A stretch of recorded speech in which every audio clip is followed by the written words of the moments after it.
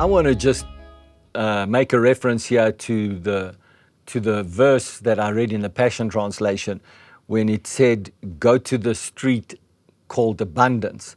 I just want to read that to you again.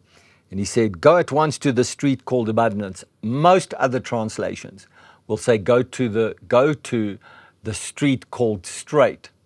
The reason why the Passion Translation uses this word abundance is because the root word of the word straight is sometimes referred to as a posture of upright and straight, steady. But it also has a root word that is to prosper. And so you can rightly interpret this as saying, go to the street that is abundance or prosper, that is also called straight. And there you will find a house, a man who owns a house, his name is Judas. And there you will find this man, Saul of Tarsus. Now, why am I being specific about this? Because when God gives you a vision that requires immediate action right now, for you to be obedient right now, arise and go. He's not going to be vague about it. If he's wanting obedience and he's needing you to do something that completely changes what you were doing. So I just want to talk about Ananias for a minute. Obviously, Ananias was someone who knew God, because when the Lord came to him in a vision, he said, yes, Lord. He knew God. He was used to spending time waiting on the Lord, so that when the Lord came to him, he was prepared for the Lord to come to him in a vision.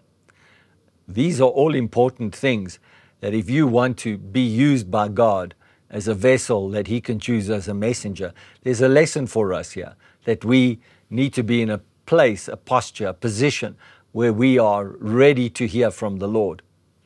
But I do want to show you what God did. Ananias had his day planned.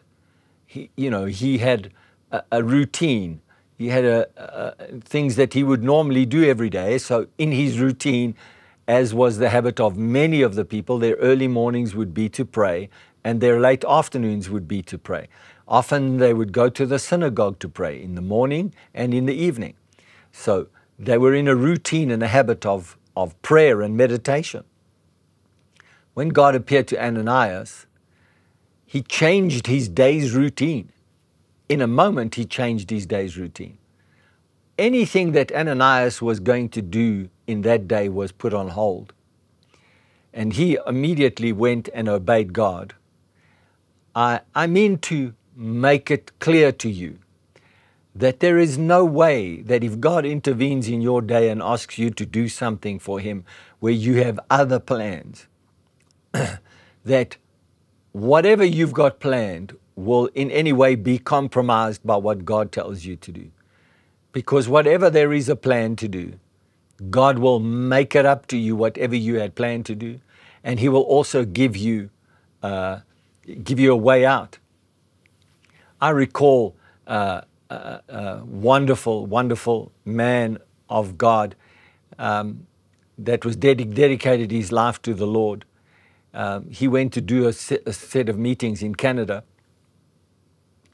And when he got to the meetings in Canada, the Lord said to him, I want you to stay here and I want you to keep doing these meetings.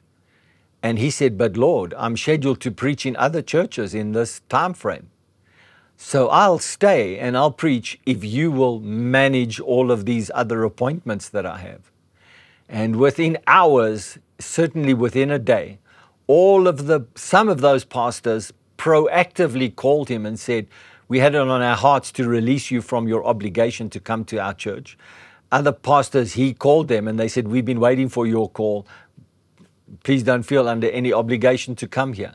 His schedule wasn't compromised, but he was willing to change his plans because of something God said. That's how you know if you are constantly before the Lord about the plan of God for your life. When you are ready to say anything at any time, Lord, I am your vessel. I am your messenger. Anytime you want to interrupt, anytime you have something to say to me, Anytime you want me to do something different for you, I'm ready. I'm not sure that Ananias was used to having visions. There's no record of him in the Bible having any more than this one engagement.